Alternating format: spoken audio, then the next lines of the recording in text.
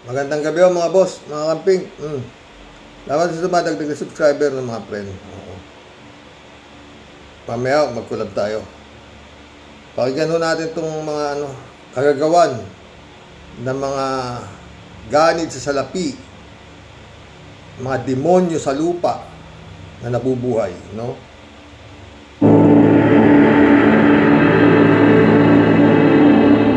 Magsisilbi sana ng proteksyon ng mga residente sa Arayat, Pampanga laban sa baha ang slope protection o retaining wall na ito sa gilid ng ilog. Ang halaga nito, halos 100 milyong piso. Pero wala pang isang taon mula nang gawin ito. Bakit biglang gumuho ang flood control project?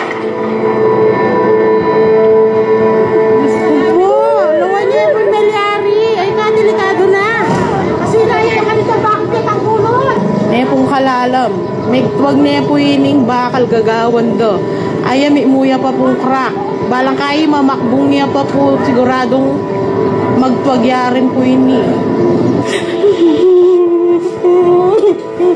Kaya mga residenteng nakatira sa gilid nito, kinailangang lumikas dahil sa panganib.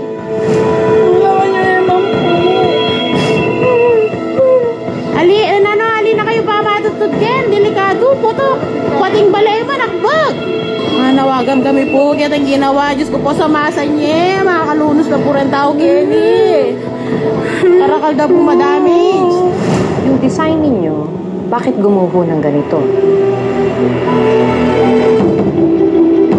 Sayang po tong project, no? Sayang yung pera. 100 meters ang haba ng retaining wall na ito. Itinayo para hindi bumaha dito sa bayan ng Arayat sa oras na tumaas ang tubig sa ilog. Pero matapos lang ang higit 1 taon, gumuho na ang bahaging ito ng retaining wall. Sa bayan ng Licab, Nueva Ecija, isang flood control project din ang nasira sa kasagsagan ng Super Typhoon Pepito. Ang halaga nito, mahigit 47 million pesos.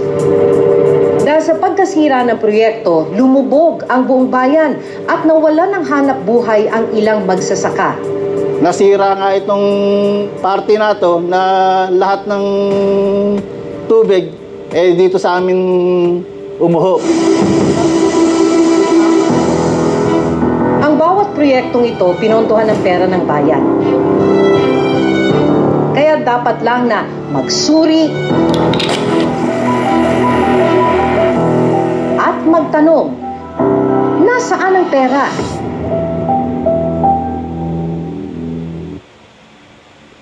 Nasaan ang pera, flood control project ng mga boss? Alam nyo, dapat ito, sinasabi mga nabablacklist daw yung mga kontratista, ganito, no? Puta, hindi ho dapat ganun. Dapat ho yung mga hayop na yan, mga kriminal ho yan, mga demonyo ho yan, mga ganid yan. Hindi ho dapat ganun lang yan. Dapat yan habang buhay na kulong eh. O hindi yung sapat na yung na-blacklist daw, ganun. Gaya yung Diskaya, puta, na-blacklist.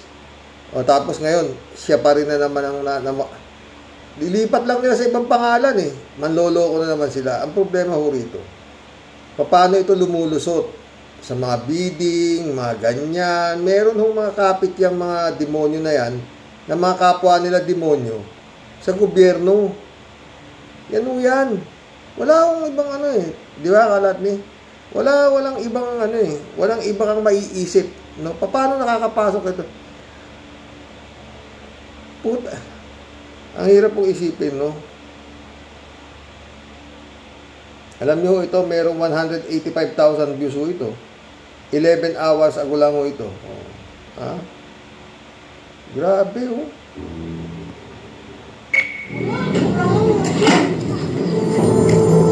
Ay ma, kakulkul na. Sino ba nandito dito? Si Gloria. Gloria la bandera. Pero ito ho, itong mga proyekto na ito, nangyari ho ito sa panahon nito si PBBM. Oo. Eh, iba pa ho yung panahon nung nitong si Dugong. Oo. So, 2024 yun.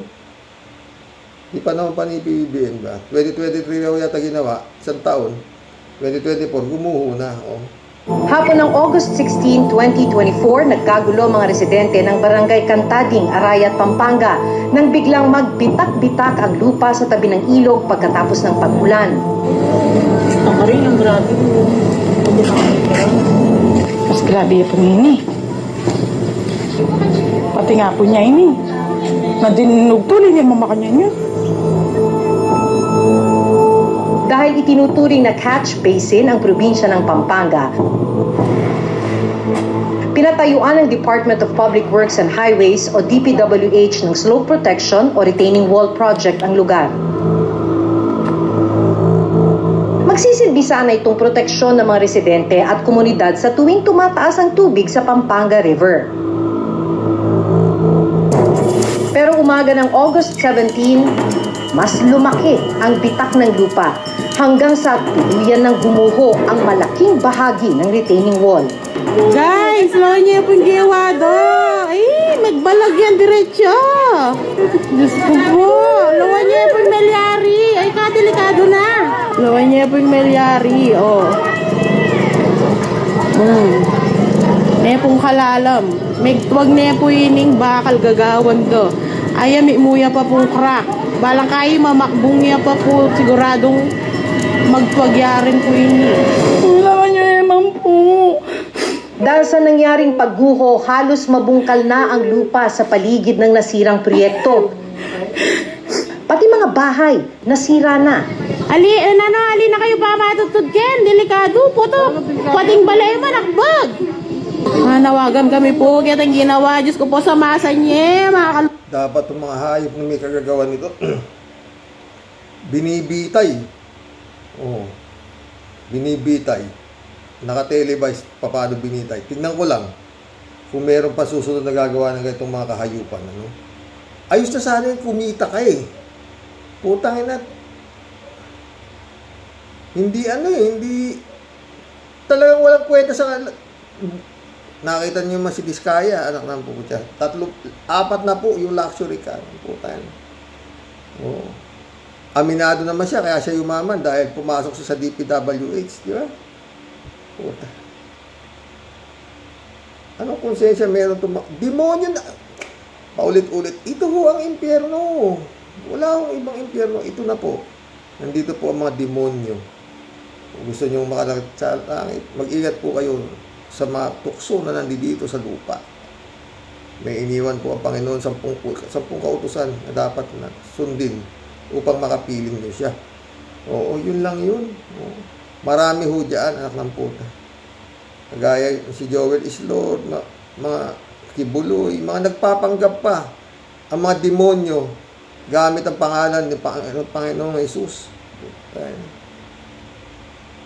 Ha? Ewan. Hindi ko nila lahat. No? Marami rin hong mga matitinong nangangaral. Oo. No, pero hindi lang naman ho dito sa Pilipinas. Nakita niyo naman sa ibang bansa, di ba? Benny Hinn, Kenneth Copeland. Anong klase kasing katangahan yan? Anak, makakapagmura kayo. Para mapaniwala kayo ng mga ungas na yan. Oo, sige nga. Tuloy. Unos na po rin tao gini. Karakal na po madamage. Ang residenteng si Marcos Castillo, napansin pa raw ang unti-unting pagbitak at pagbaba ng lupa sa kanilang lugar. Noong una po, parang kalahating metro sa araw. Kinabukasan, 1 metro. Hanggang sa, ngayon na, may 3 metro na siguro, lalim. Pero isang gabi, bigla na lang daw silang nakarinig ng malakas na putok. Gumuho na pala ang proyekto.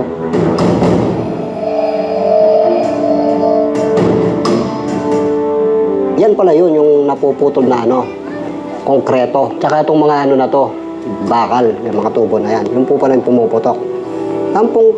Puta, pinag-aralan ba ito nung gumawa? Yun lang ang tanong dyan.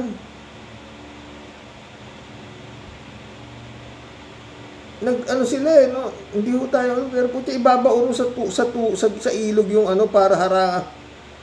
Siyempre kailangan talagang matunding plano to, hindi yung grabe, no? Pagaan, napansin na po namin na ano po, bumagsak na po. Dahan-dahan pong bumababa yung lupa. Sa pagguho ng retaining wall, nadamay ang kanyang bahay at halos wala nang natira. So, ito po yung mismong bahay ko. Yun ang kusina, tsaka kwarto. Nalaglag na po yung kalahati ng kwarto. Makakatulog pa po kaya rito na maimbing. Siyempre po, hindi na po, no? Siyempre. Kaya po nababahala po ako. Sobrang bigat po. Siyempre po, dito na po ako lumaki at nagkapamilya. Hindi naman po basta-basta iiwan ko po itong kong to. Itong lupa kong to. Sa dokumentong nakuha ng reporter's notebook mula sa DPWH. Paano nga rin yung mga lupa ninyo na yan? Nasa ilalim na ng tubig. Hindi nga. Nakasaad na nagkakahalaga ang retaining wall ng 91.6 million pesos. February 2023 nang simula ng DPWH ang proyektong Flood Management Program, Rehabilitation of Flood Mitigation Facilities within Major River Basins. Idineklara itong 100% completed noong October 2023. Nagmula ang pondo sa General Appropriations Act o GAA o Kaban ng Bayan. Pero wala pang isang taon, gumuho na ang proyekto. August 19, 2 araw matapos ang pagguho, pinuntahan ng reporter's notebook ang nasabing proyekto.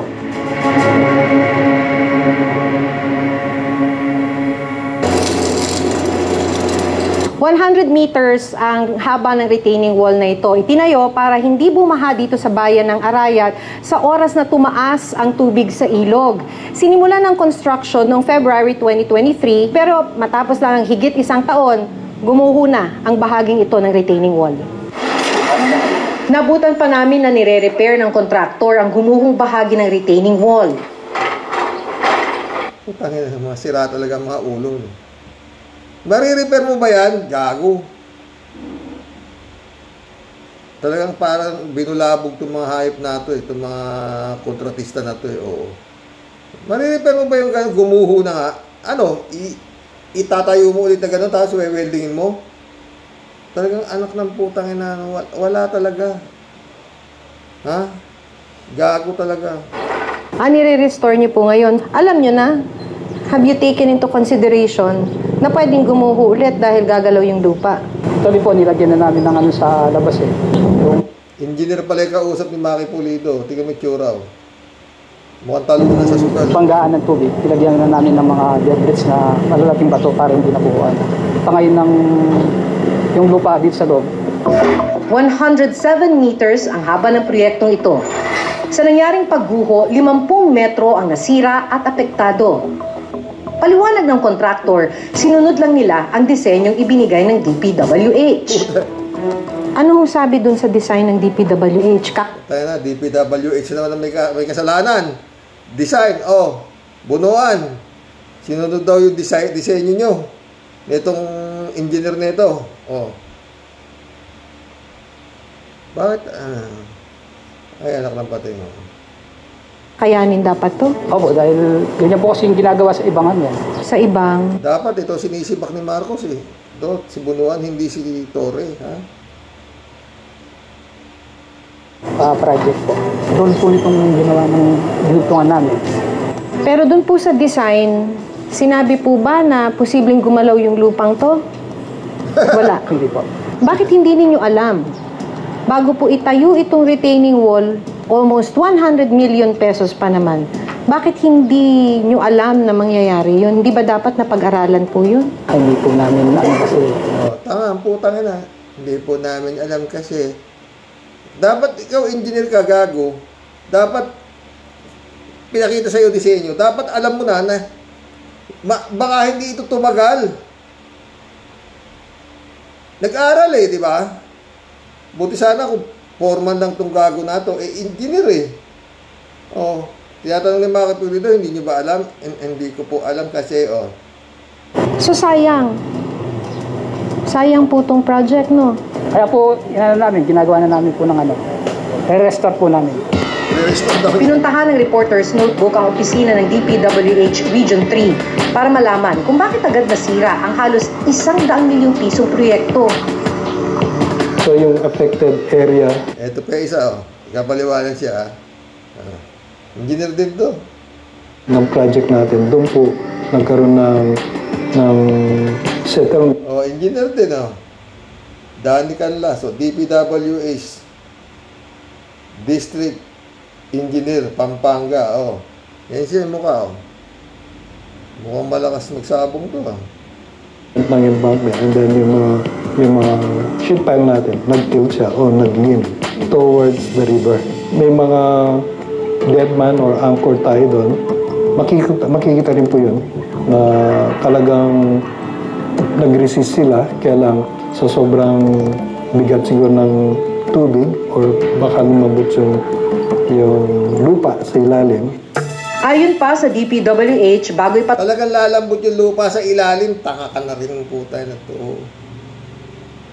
Tubig niya yun, binangon nila doon sa para sasanggayin daw yung siyempre kakayurin yung ilalim yung lupa. Kaya yung hindi naman pahigang ganun padapa. Kasi nga naubos na yung kinudkod na kinudkod, kaya gumanon yung mga bakal. Mga bakal gumanon, tuloy. Tupad at simulang gawin ng proyekto, mabusisi itong plinano ng kanilang ahensya. Siyempre magkaroon ng survey, then gagawa ng plan, pero bago ka makagawa ng plan, yung pong sinasabing may investigation, meron po. Tulad sa lupa, sa tubig, ganun po. Then paano yung topography ng location kung saan yung project na gusto mong gawin. Matapos ang pagguho ng proyekto, nangako naman sila na patuloy nilang babantayan ng contractor sa pagre-repair nito. Kasaguhan po, nagre-repair nga po yung contractor natin. May mga palliative measures namin ginagawa. Pinapabantay namin. Tangina na. Hindi pwede repair dyan. Tangina. Kumbaga sa damit yan, punit na tatahiin mo, ganon. Ang puta. Ay, mapapamura ka talaga po tayo. Sakit ng ulo itong mga hayop na to. Nag-aral Nag-aral kung paano sila makakapagnakaw. Tingnan nyo. Kayo mga demonyo rito sa lupa Wala rin daw gagastusin ng gobyerno dahil under warranty ang proyekto. Pero sa gitna ng pagre-repair, parang pagkain lang ang putang ina. May warranty. retaining wall, muli na namang bumagsak ang iba pang parte ng proyekto sa Ayan. Kasalukuyan nagre-repair, muli na naman bumagsak. Kumbaga nga ho yan kumbaga sa plato, nabagsak, nabasag na. Ang gagawin mo ididikit mo yung plato. Ganun Ina nyo. Wala talaga itong mga hayop na to. Sagan ng bagyong Christine. Sa video na ito, kapansin-pansin na halos lumubog na ang nasirang bahagi ng proyekto dahil sa taas ng tubig.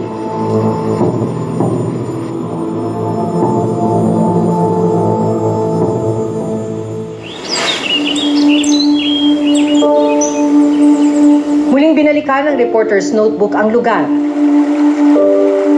Ang dating nakalundo na retaining wall, tuluyan ng bumigay at halos dumapa na sa ilog.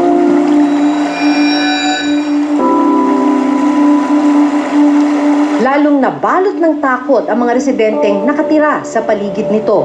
Siyempre natatakot kami. Pag yung Christine ba yun? Yung lumipas kami doon. Gumuho siya. Parang may pumutok. Tapos nung dumating yung baha, iniga siya. Kasi bumagsak yung mga bahay dyan 3 buwan matapos ang pagguho ng retaining wall, ito na ang itsura ng bahay ngayon ni Marcos. Bumagsak na ng tuluyan ang kanilang kusina at kwarto. Bumababa yung lupa, bumagsak siya, sumunod yung yung bahay. Siyempre, may natira pa pong konti. Nagdesisyon na rin silang mag-asawa na pansamantalang umalis sa lugar.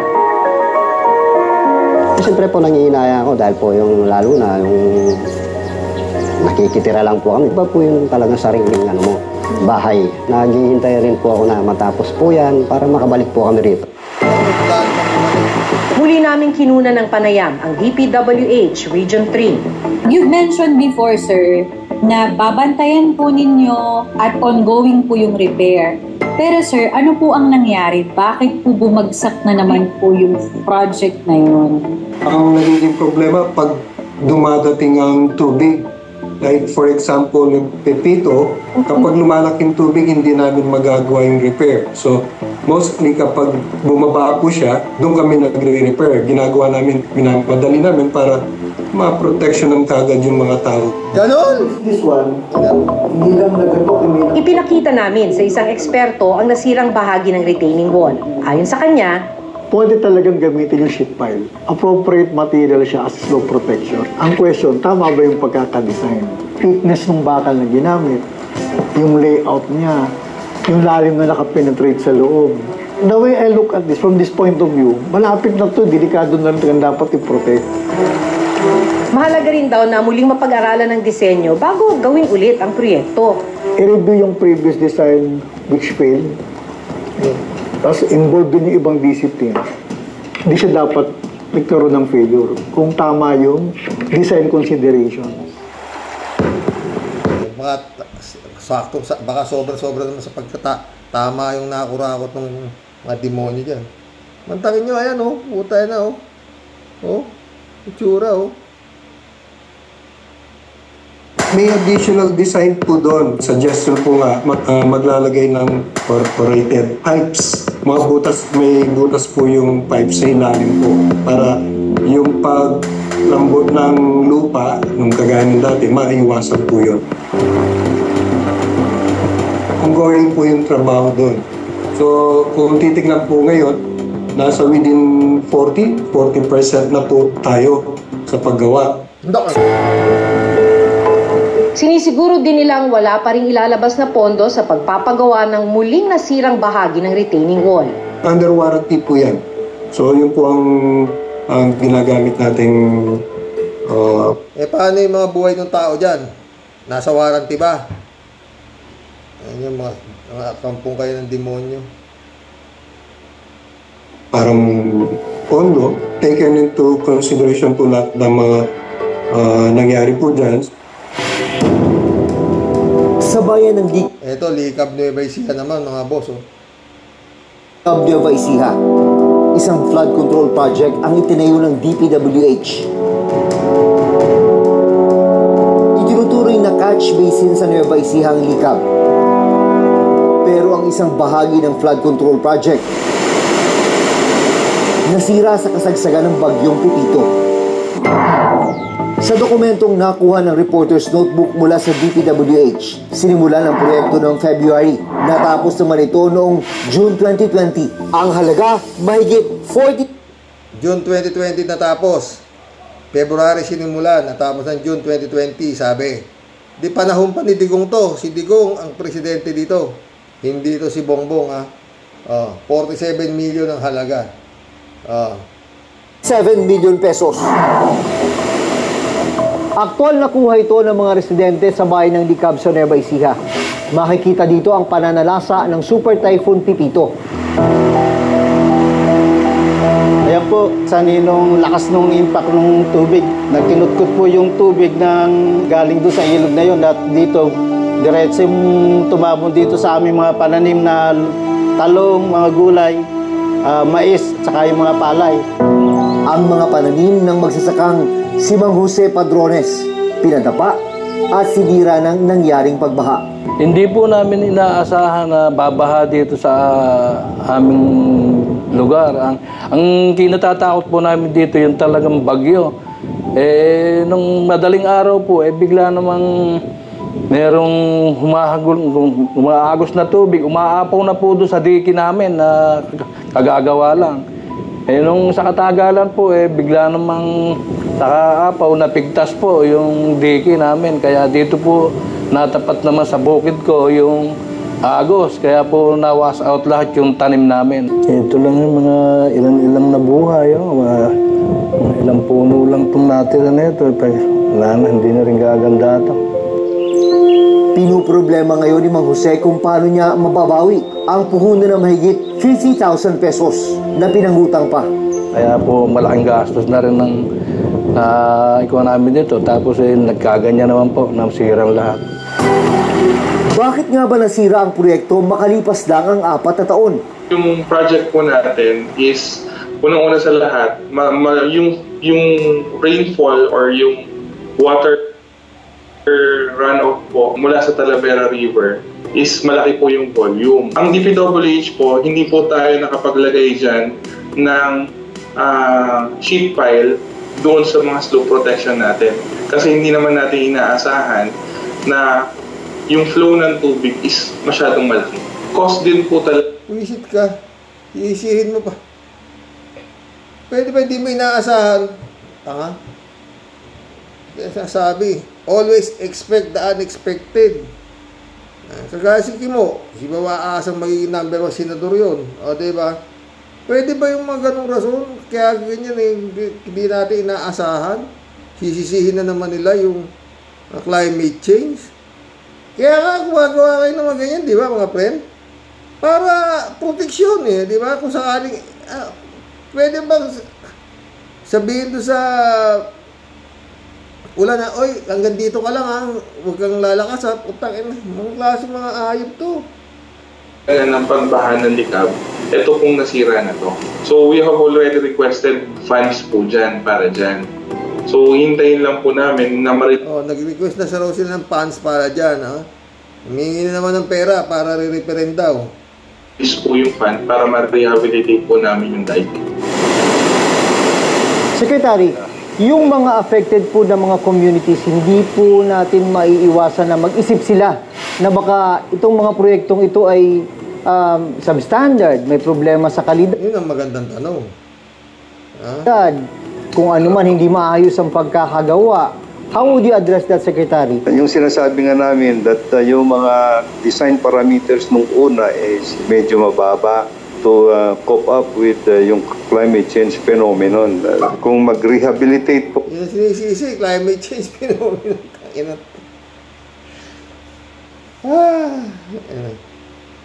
Kami ngayon, mas matibay at yung bagong... Visit ka ni sana dati mo na pinatibay. Ngayon mag-rehabilitate ka, sasabihin mo, mas matibay. Repair na yan. Wala to. Design standards na po yata ang design standards na gagamitin na namin. Sa datos ng DPWH, design standards daw ang gagamitin. Ibig sabihin, hindi standard yung ginamit dito. Di ba, Jenner? Tangin na kayo, wala kayo sa ayos. Mahigit 5,500 na flood control projects na natapos mula 2022 hanggang 2024. Ang kabuang pondo na nagastos sa mga proyektong yan, umabot sa mahigit 268 billion pesos. Pinakamarami ang nasa Region 3 o Central Luzon kung saan nagtayo ng mahigit 800 proyekto. Mahigit 600 na flood control project naman ang itinayo sa National Capital Region o NCR. Higit 600 din sa Region 1 o Ilocos Region. Higit 400 proyekto sa Region 2 o Cagayan Valley. Region 4A o Calabarzon. At Region 8 o Eastern Visayas. At Tesla Tower or Vulcan Tower? Tesla. 8 o Eastern Visayas. At mahigit 300 naman sa Region 5 o Bicol Region.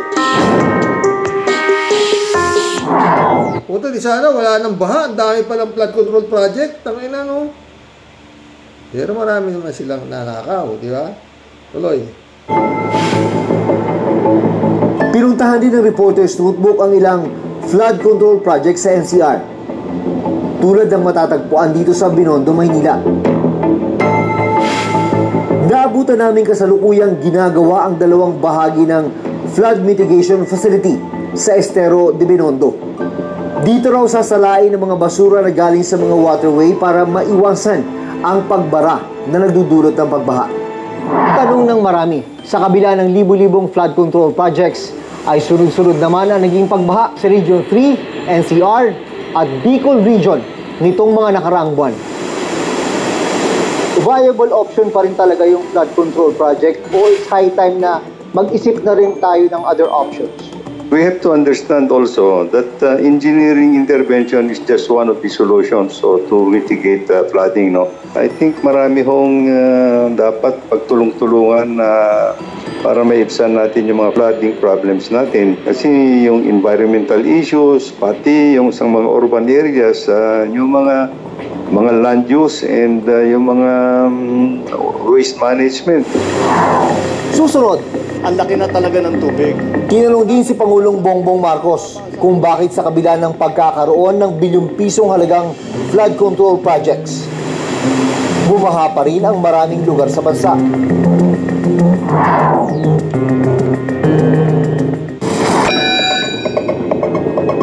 Ang laki na talaga ng tubig. Tinanong din si Pangulong Bongbong Marcos kung bakit sa kabila ng pagkakaroon ng bilyong-pisong halagang flood control projects, bumaha pa rin ang maraming lugar sa bansa. Tignan ninyo ang statistic. Nung bagyong Undoy, 400 plus centimeters ang bumagsak na tubig. Dito sa Christine, ang bumagsak na tubig is about 700 plus.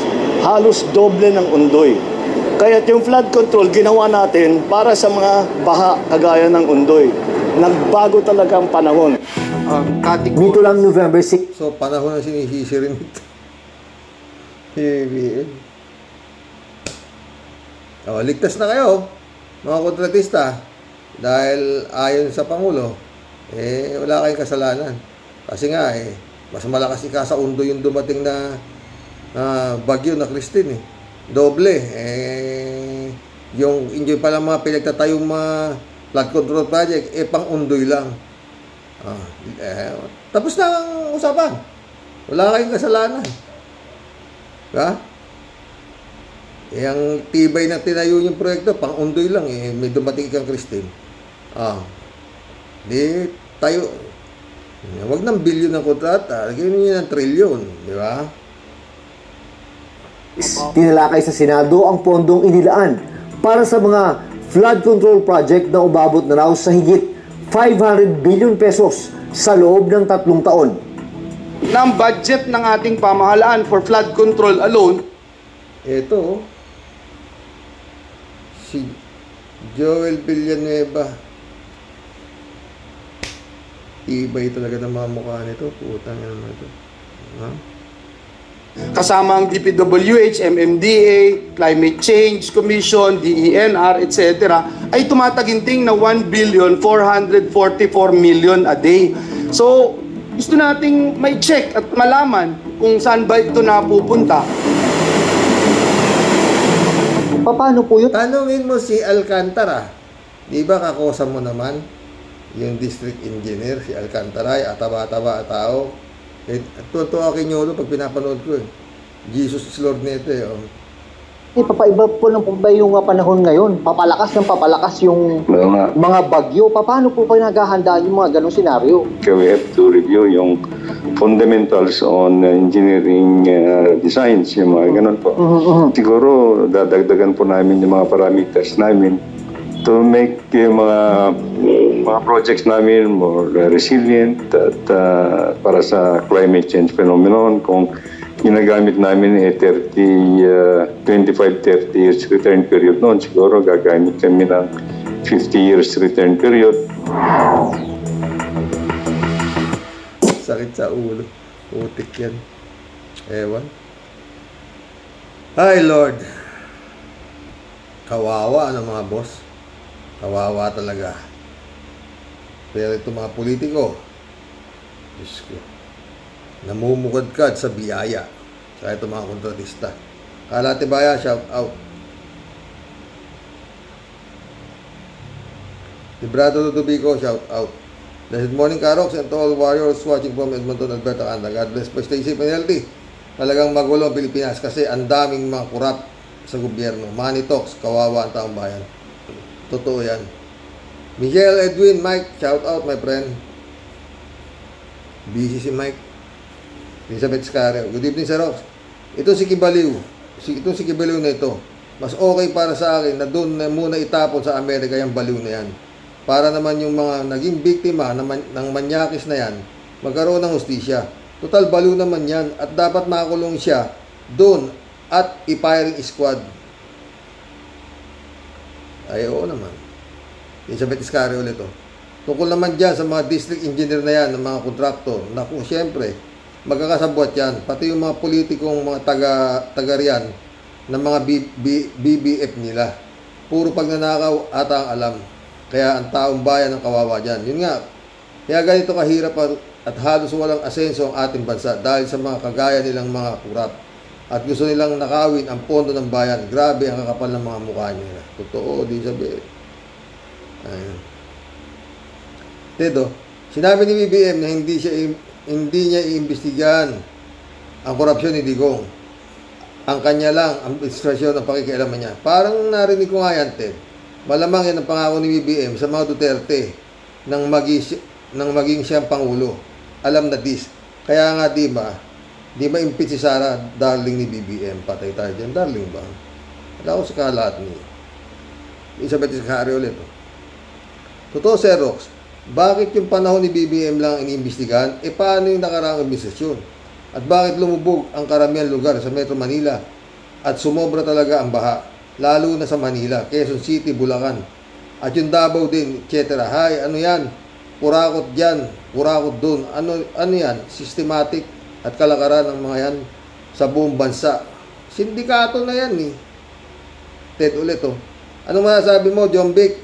Kabago-bago pa lang ng bata mong si Nartapis, tinanggal na si Fajardo bilang spokesperson ng PNP. Isusumbong mo rin ba si Nartapis kay BBM? PI ka. Mait ulo, Ted. Oo. Di ganun din, di ba? Tapos ngayon, binalasa, ala talaga. Danny Lopez, oh. Ngayon ko lang na-realize na pag SD pala initial ng pangalan, magnanakaw, Sara Duterte, Sara Diskaya. Eto Sara Diskaya na to, kaya nagkalakas ng loob siguro. Mala, tumakbong mayor at kalabanin si Vico Soto dahil akala niya, pag nakarinig ang tao ng pangalang Sara, iboboto na. Nagkamali siya ng akala siguro. Elizabeth Iscario ulit to. Tungkol naman kay General Torre at pumalit itong si Ilocano na sanggandikit daw kay Amy bilang PNP chief. Hay, bakit? Kapag matino ka, kapag PNP chief, sisibakin ka agad. At ipapalit yung di matino. Ganun na ba? Parang ngayon lang nagkaroon ng matinong hepe ng kapulisan ha. Ganun lang kung sibakin. Yun nga eh. Wow, hay, nako BBM. Akala ko magugustuhan na din kita bilang Pangulo ngayon. Nakakawalang gana na tuloy. At parang may mga kumukumpas dito kay BBM Sir Rox. Weak leader ba ito o ano? Sabi ko sa'yo, maraming bulong brigade yan. Tedo, sinong mag-iimbestiga sa lifestyle ng Biskaya? Regaluhan ka lang ng isang mamahaling kotse, uurong na sila eh. Ay, tama ka dyan, Ted. Tsaka lifestyle check na yan, putang nagat, ganun lang ba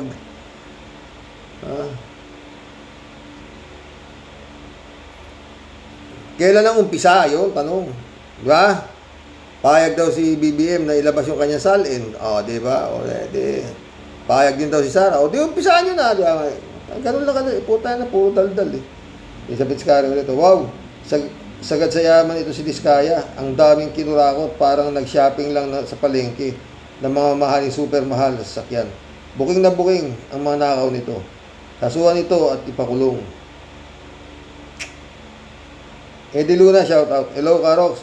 Kumusta ka po? Pag yan hindi napadala sa Amerika at pinipigilan ng nakatataas dito sa Pinas, lumayas na kayo sa pwesto nyo.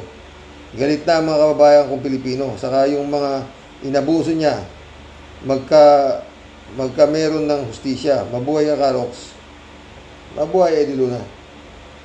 Ben Sherwin sa Peda, shout out. Christian Sen, July 7, Alcantara, shout out sa inyo dyan.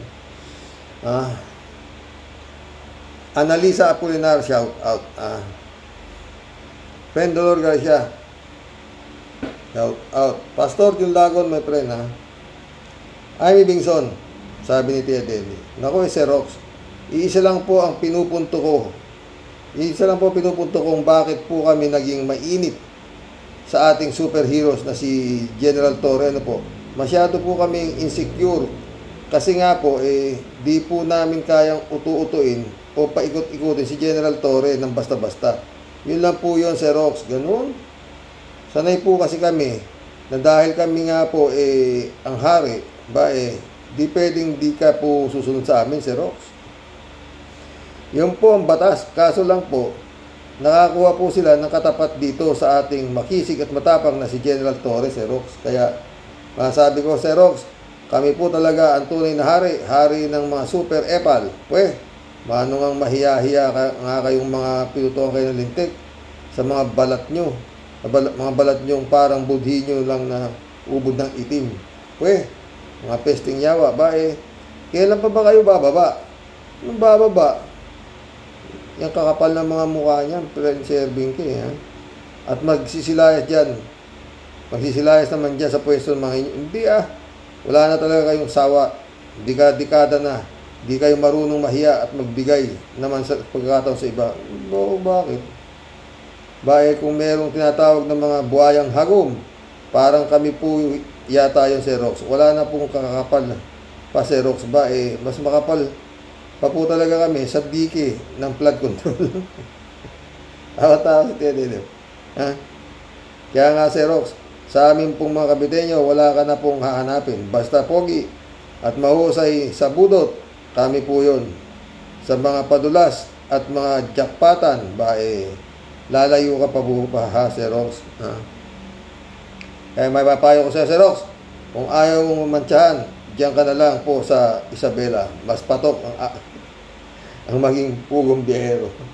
Kung nang pinapanood mo si Pugong Biyahero,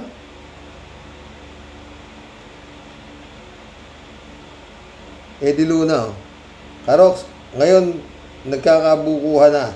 Kanya-kanya na ng tanggi. Yun nga at katwiran. Yung mga hudas na yan na pusakal na magnanakaw ng pera ng bayan. Dapat mga yan pinagpapapatay na. Dapat itong mga puta ito pinapayalang squad o kaya binibigte na pinaghirapan ng mga tao Pilipino kung nakawin nila. Hindi ba kinikilabutan ng mga putang na yan? Maita ulo ni Elo na, nagmumura na. Ang sarap pagpapaluin ng baseball bat sa ulo. Ang mga pesi na yan, mabuhay ka, Karox, kahit talamak ang mga nananakaw na Pilipinas. Salamat, Karox. Ay, nako, Eddie Luna. Ulit, sa bansang mayayaman, gobyerno nila ang nagpapayaman sa tao. Dito sa Pilipinas, mga tao ang nagpapayaman sa mga politiko. Laging paldo ang bulsa ng mga hinayupak na buhaya. Sila na lang ang ipinangungutang ng gobyerno na napupunta lang sa mga bulsa ng mga impakto. Totoo yan. Ang gagaling natin. Eddie Luna ulit. Karox, baka kaya inalis sa pwesto si General Torre. Ang ipapalit niya ay si Diwata. Lintik na gobyerno yan. Pag matino, inaalis. Pag walang hiya, magnanakaw, mamamatay tao, tamad sa trabaho, okay lang sa kanya. Nakangisi pa. Mag-isip-isip ka naman, oy. Taga Brisbane ka. Taga Brisbane pala si Eddie Luna. Chupista Bunao, shout out, ha. Gandang gabi po, kuya. Sumahal po sa buhay, sa mga kawaros. Grabe ang Pilipinas. Pinamumunuan ng mga sindikato. Ang daming sindikato, meron sa sabong, may pogo, may flood control. At kung ano-ano pang paano, napatitino ang bansa natin, sa 11, isa ang matino, matino, kayong may kagagawan kung bakit nasaddak ang Pilipinas sa ganitong problema ng gobyerno. Matakot naman kayo sa hatol ng Panginoon Diyos. Grabe kayo, wala na kayong konsensya. Konsensya ba, chupista ka mo? Yung konsensya, inaalmusal na itong mga buwaka ng... Eddie Luna ulit, Karox, parang sa ginagawa niyang yan kay General Torre, mag-iiba na ang ihip ng hangin. Hindi yata nag-isip. Hindi alam kung sinong matino at sino ang walang iyat. Umayos ka po, BBM. Ikaw lang inaasahan ng mga Pilipino. Kaya lang, parang wala yatang ipagbabago. Kawawa naman ang mga Pilipino. ang kanilang inaasahan ay pupulaan. God bless you, Karoks, at mabuhay ka lagi. Mabuhay, Eddie Luna. Dami, oh. Eddie Luna ulit. Tignan natin kung may pupuntahan niyang pag-iimbestiga sa lahat na sangkot sa nakawan. Baka hanggang ingay lang yan. Salamat. Oo, wala mang dum yan. Walang pupunta yan. Ted ulit, oh. Bali-balita, Karoke, na isa pang dahilan kung bakit inalis si General Torre pagka chief ng PNP dahil daw sa illegal intervention budget ng DILG na nagkakahalaga ng 8 bilyong piso na pambili daw ng mahahabang baril. Pinagsasign daw ni John Vic si General Torre sa insertion pero tinanggihan niya ito. Kaya kung nabuli nila si General Torre pihado, kakarmahin sila sa kanilang ginawa. Malamang sila makikita nating tinutuya ng bayan dahil sa kanilang kapalpakan. Pwede. Eddie Luna ulit, Karoks. Sana ang gawin ng gobyerno pag napatunayan na nagnakaw at sangkot sa malaking ninakaw, dapat kumpiskahin ng gobyerno ang mga kotse, pera at mga ari-arian. Dapat sana. Pati asawa, kumpiskahin din siyempre. Si Kong, nagkaasawa ng maganda kasi maraming pera. Saan galing pera yan? Kaya pati asawa niya, kumpiskado din. Pero kung pangit sa kanya na lang, yung alagang aso na lang ipalit, konti lang, pang-relax lang, Karoks, mabuhay ka. Brisbane. Supista Bunaaw ulit, oh. Grabe ito si Diskaya, parang bumibili lang ng laruan sa Divisoria. Mabuti nakakatulog pa kayo sa kabila ng maraming nasadlak sa kaharipan at buhay nila. Kung dito sa mundo natin ay buhay hari ang reyna kayo, ewan ko na sa kabilang yung kung ano sasapitin ninyo. Mananatili sila rito sa lupa. Kakalat ulit ng malalagim. Ang putang ng mga demonyo. David Ali Mendoza sumagot. Ayan ang napala nila. Pati ang mga anak at kamag-anak ng mga DPWH contractor ay ipinapaplex ang kayamanan nila sa social media. Mabuti na lang at nabunyag ang mga kalokohan nila. Totoo.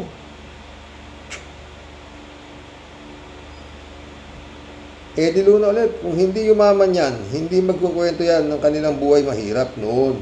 Nagkikwento lang yan dahil sa kayabangan. Tangina mong babae. Halika dito at bubunutin ko yung bab. Huwag ka nang magyabang, puro galing naman sa nakaw yung mga yan. Mabuhay, Karos. Luna, Brisbane. Chupista ulit. Malika. Malika, top 15. Ang top 1 Pilipinas, ang pinakamayaman kami sa magnanakaw. Agree ba kayo, kuya, sa mga ka-warriors? Oo! Ay, chupista ka. Ay, dyan tayo mayaman sa magnanakaw. Tsaka pinakasikat tayo. Eddie Luna, chupista Bunaaw ka. Dito sa Pilipinas, yung mga big time na magnanakaw, honorable pa ang tawag. Tangina nyo. Hindi kayo nahiya, mga hayop kayo. Tangina kayo. Hindi, sa totoo lang, hindi naniniwala na may Diyos yung mga putang ina yan. Sa totoo lang. Walang Diyos yung mga hayop na yan. Ang Diyos nila, pera. Diba, Grace Chingsay? Ang ina mo bukas, nag-iisip ako, i-vlog tong hayop ito. Ipagdidesisyon itong judge eh. Nakakaasar. Sa totoo lang, tagal. Eddie Luna ulit. Karoks, bago tayo magtapos ng kwentuhan, bigyan mo ako ng bibingka, ha? Huwag mong sasabihin walang bibingka dyan. Patay tayo dyan. Narinig ng bata, pag uwi ko sa Pinas, bigyan mo ako, ha, sa lahat. Umuwi ka. Ay! Eddie Luna ka, oh. Sumagot si David Ali Mendoza, oh. Sama po ako dyan, ka Eddie Luna. Gusto ko din ng bibingka.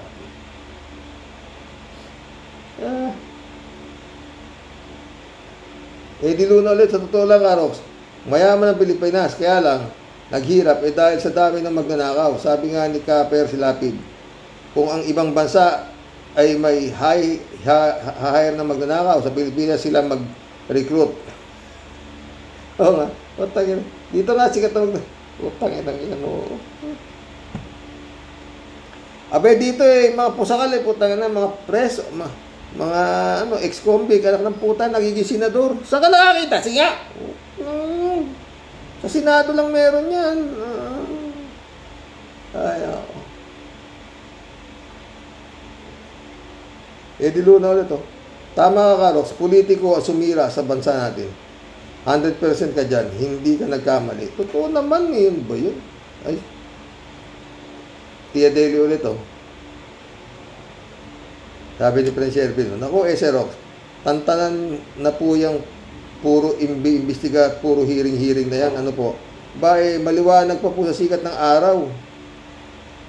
Ang mga nagdudumilat na ebidensya, dapat pong masampulan niya si Villa Cueva ng nagmamalinis pong masyado, pinutukan ng Polintek na yawa, nagmamagaling para di halatang siya ang budol ng pinakabudol. Sobrang garapal, Xerox, at mapag-imbot at mapagkunwari. Pwede po siya sa mga teleserye ng mga halimaw ng sinungaling. Sa dami po na sangkot, mapapolitiko at hindi, sa bilyon-bilyon kurakot at pagnanakaw, Xerox, nag-uungguyan at pinagluluko lang po tayo ng mga pinutukan na lintik ng mga hearing na yan. Utangin na kaya ako, halos ayoko ng manood ng mga puta. Ay, Diyos ko. Wala ka po kasing alapaap ng pangarap, ibitin mo po silang lahat ng patiwarik at ng magkaalaman po talaga. Kung ang iwing ngiti ay may silbi. Pag may nasampulan na politikong nuknukan ng yabang at kasinungalingan, Bukas maganda yung topic natin bukas. David Ali Mendoza, good evening po, Karox. Kaya po siguro yung kasalukuyan lang na iniimbestigahan ni Kuting ay nasabi niya noon na di niya pakikialaman ang mga anomalya ng nakaraang administrasyon.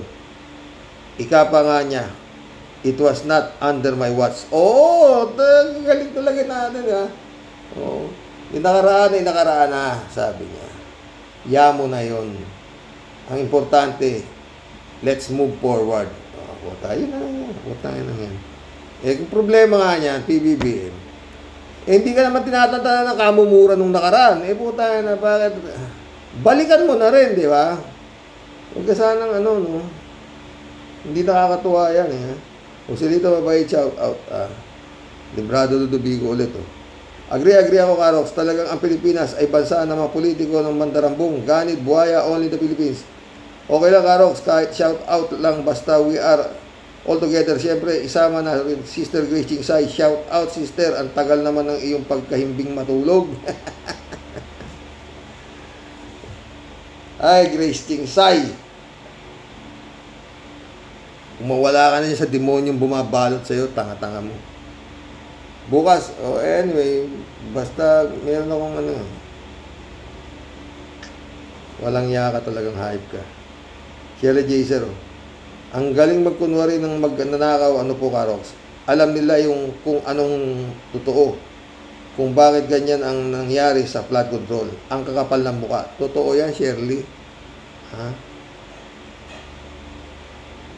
Shirley Jaser ulit, Ibig sabihin pala, Karox, nandyan pa sa palibot ni BBM ang mga alagad ni Duterte. Ang alam ko, Maki Duterte din pala itong mga Rimulya. Kawawa talaga si General Torre. Hindi siya kayang panindigan ni PBBM. Trapo pa rin ang pinili niya. Wala talaga. Ang gulo-gulo. Totoo yan, Shirley. Romeo Valencia, shoutout. Bossing, baka may magsulsul kay BBM na pagpiansahin yung nahuling engineer at pag nakalaya yan, bigla na lang yan mawawala or patahimikin na kasi maraming mahasagasaan sindikato ng mga big time. Totoo yan, Ramon. Rodelia Alpilor. Hello, Sir Rox. Nakakalito ang mga ganap sa gobyerno natin, Sir. Abang-abang lang ako. Sir, ingat and God bless po. God bless, Rodelia. Ramon Valencia ulit, oh. Baka yan pang mag-asawa na yan ang kumontrata sa mga tinagong pogo, eh. Parang mga tao ito ni Gongdi. Marami palang kumpanya ito na blacklisted pero pinayagan ni Senator Villar. Malakas ito kay Saint Rodrigo. Puro pala Saint ang pangalan ng construction ng mga asawa. Totoo.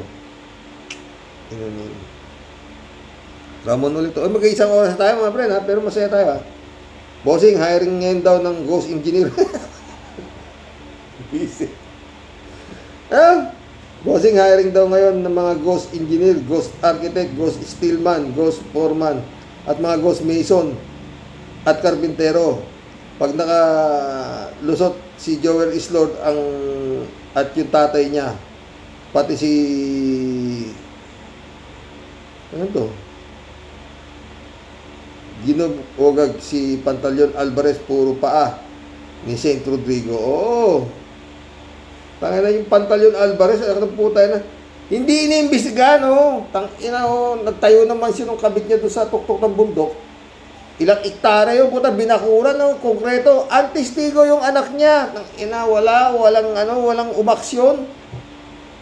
Oo, may road na ganyan. Puta, pinaliko yung road para yung, putang ina niya, paakyat doon sa wawahay ng watiwat niya. Oo, yung anak niya mismo nagsasabi na nangungurakot yung tatay niya. Walang nag-imbestiga ron. Oh, yun ang dapat i-lifestyle check. PBBM, ha? Anak na.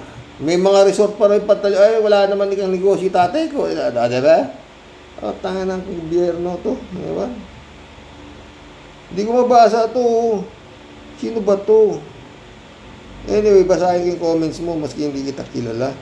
Magandang gabi, Karox. Ang totoo niyan, si Marcos lahat ang nagpabaya dyan. Anong klaseng presidente ang meron ng Pilipinas? Si Sara, si Atong. Si Atong ang tapos sinibak pa si Torre.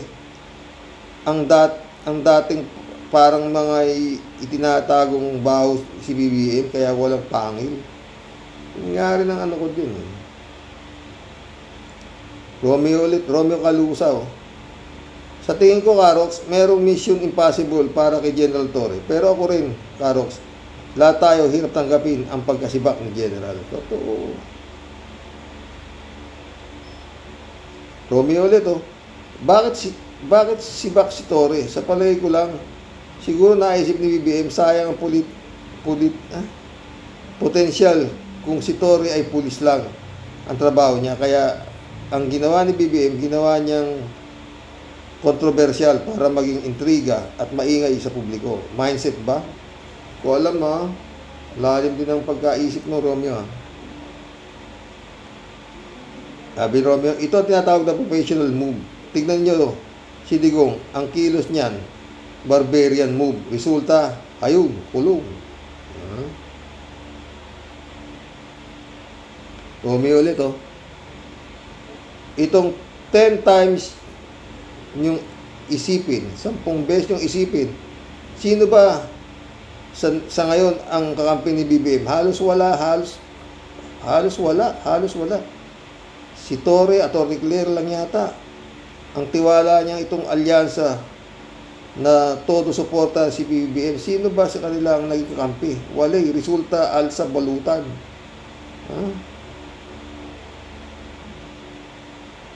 Romeo ulit. Kasi sa ngayon, once na naging presidente ka, nakukulong. Gloria Erap Digong kulong. Kaya sa tingin ko, Karox, professional move ang ginawa ni BBM. At isa pa, may naamoy na kudita si BBM. Saan magsisimula? Magsisimula ito sa PNP. Kaya inalis niya si Torre. Noon. Romeo ulit. At itong si Secretary Abono Bunuan, kaya hindi pa sinisibak ito. Siyempre, sumusuka pa ito. Gustong malaman lahat ng info ni BBM. Sure naman, sibak din ito. Sana. 3J Show po. Hello, Sir Rox. Pwedeng i-correct kita sandali. Ito na naman to. Hindi lang po ako, ano? Ha? Ano? Hindi lang po ang politiko ang nagpahirap sa bansa. Kasama na po ang mga botanteng bulag, bingi at pipe. Ang katotohanan niyan, binebenta nila ang boto nila sa halagang 500 piso. Kaya tandem sila para gasain ang kaba ng bayan at ibulid ang Pilipinas sa kanal. Yan ang totoo, di ba, Sir Rox? Sinabi mo pa. Tsaka si Mata. Si Mata! 3J Show po. Hello, Sir Rox. Kita mo kung gaano nakakasulasok ito si Diskaya, bumili ng Rolls Royce dahil lang sa nagustuhan niya ang payong. At yung Bentley binili niya kasi may wine glass. Nilalagyan pa. Akala mo naman sarili niya pera pinambibili. Kaya dapat talaga silang maimbestigahan. Kahit naman siguro ang pinakamayaman tao sa Pinas walang ganyang koleksyon ng sasakyan. Mas mayaman pa siya kay Bilyar. Na questionable din ang kayamanan. 3J Show ulit to. Sir Rox, tungkol kay General Torre, malakas ang ESP ko na may istorya yan behind the scene. Si BBM, hindi yan weak leader gaya ng pinagpapalaganap ng DDS. Actually, matalino si BBM.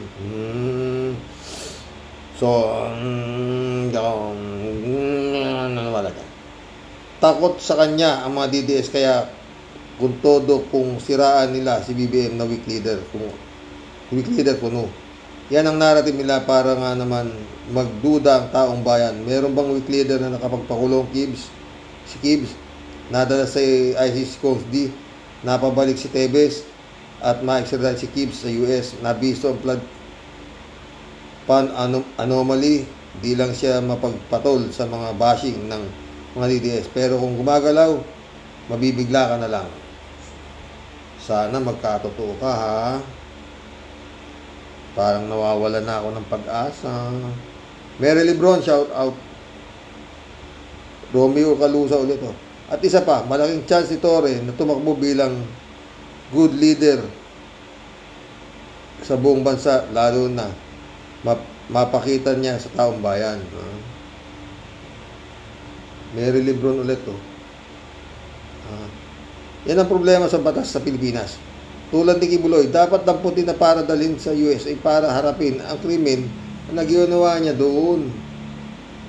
Isa ka, Amy, na nakikialam sa lahat ng kayong politiko, nakikinabang sa pondo ng blood control. 3J Show ulit to. Natural, masasakta si General Torre sa pagtanggal sa kanya sa pwesto. But this is what so admirable kay General Torre. He can separate his personal feelings sa kanyang kanyang profesyon. Sabi nga, he's a good soldier. A good soldier obey first before reklamo. Na-brief na rin yan si General Torre kung bakit siya tinanggal sa pwesto. Kung paano mag-react ang media, mga tao, at mga kaaway. May briefing na yan sa either sa bayan ng agos ng tubig o quiet lang siya. O kaya kilitiin ang imahinasyon ng DDS, pero hindi nila alam ang tatambat sa kanila. Mind game nga, di ba? Kita mo naman si Bato at Amy, tuwang-tuwa sa gala. Tapos mamaya yan, magagalit na naman kasi di sila marunong bumasa ng Cywar style BBM. Yun, ganun. Talaga lang, ha? Yan ang titignan natin kung tatama yung bolang kristal mo, 3J Shopke. Kalat ni Bayaw, paulit-ulit sa uulitin, paulit-ulit na lang. Lahat ng nakikita at naririnig natin ay puro drama at sarswela lamang. Pare-pareho lang ang mga kurap at ungas ang mga potragis na yan. Ay, Kalat ni. Tumalat ka na naman. Kalat ni Bayaw na naman. Mabuti na lang at hindi kami kurap ni Kasani. Kami ay mabait at mabuting tao at higit sa lahat, ay hindi kami mahilig sa mga chicks. Noon. Marilo Pabianak, shout out ha. Good noon po tayo sa mga warriors.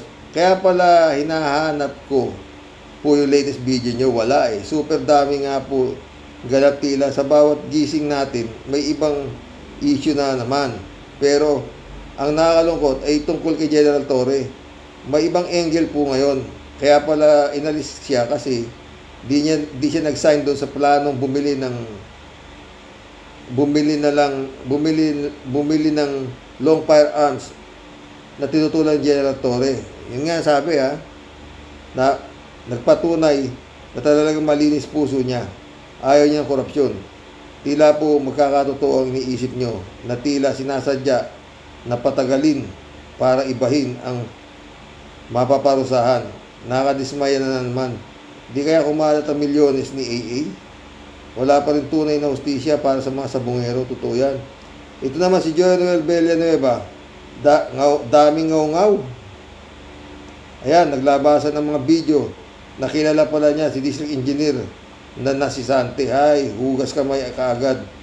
Daming investigasyon. Kulang pa yata ang natitirang 3 years para maisakduparan. God bless us all. Kulang yan 3 years na yan. Yung lifestyle check lang yan. Kailan niya matatapos yan? Sige nga.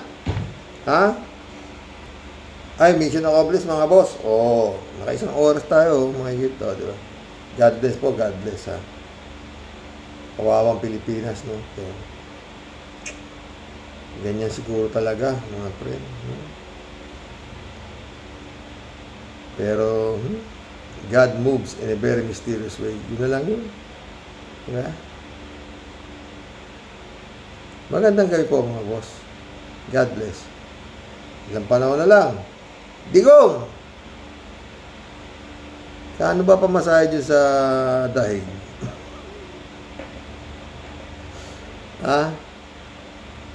May subscriber ako na malapit dyan, di ba? Dala nyo ng parol. Ay, po. Tayo na.